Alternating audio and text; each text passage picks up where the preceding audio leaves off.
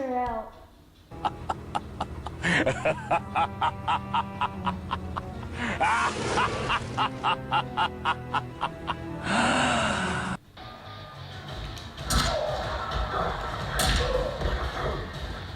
Finish him! Nothing worse than your batteries dying right before a finishing move.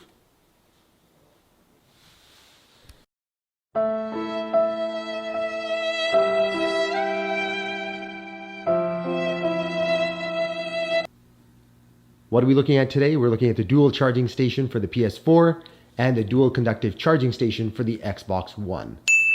Now these are created by Fosmon, but I'm not sure if we're pronouncing that correctly, but you can get one made by any other manufacturer.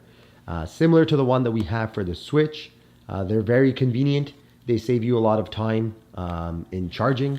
As you see from the Switch version, we can plug in 4 controllers.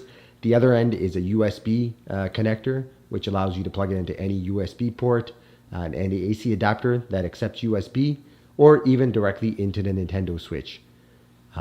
Wait a couple hours and you are ready to start gaming. Nobody likes their controllers dying on them, especially midway through a game or right when you need it. We're going to start off by opening up the one for the PS4. So let's open it up.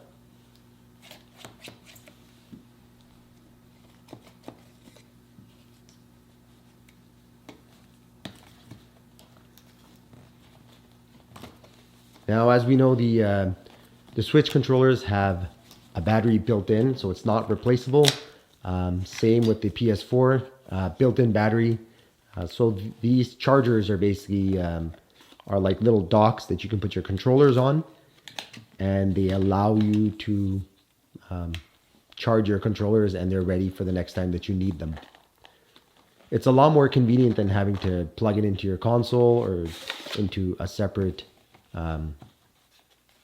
AC adapter with a dangling wire. These are actual docks that allow you to display your controllers and charge them at the same time.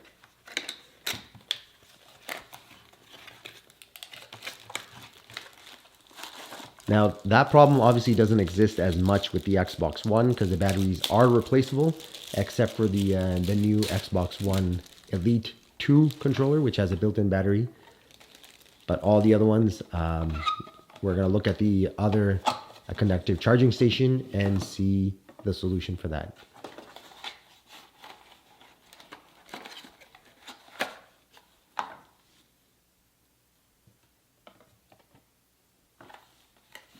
All right, great. There's the dock and the USB cable. Let's open up the one for the Xbox One and have a look at the contents for that one.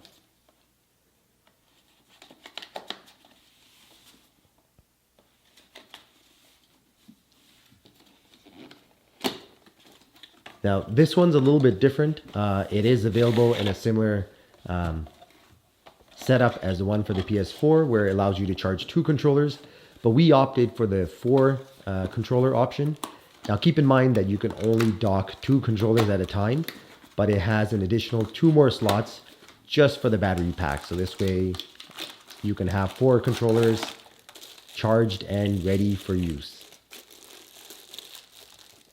As you can see, this dock is a little bit longer and bigger. Let's tilt it towards us, have a look at it. There's the actual docks, the 2 with the 2 little pins for the controllers, and in between each one, you see the 2 slots for the battery packs. Let's open up the rest and see what's inside. Now, the great thing about these two, and you have to keep in mind regardless of which model you pick up, is make sure that they do have overcharging protection, because the last thing that you want is your battery to get damaged and no longer be able to hold a charge. So there's that one battery pack. Let's open up the rest and see all of the other contents.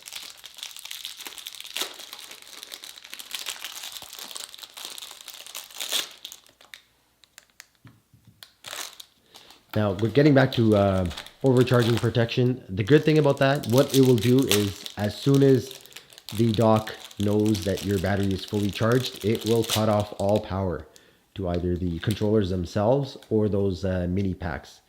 which is good because you don't want to keep supplying more power to an already charged controller or battery.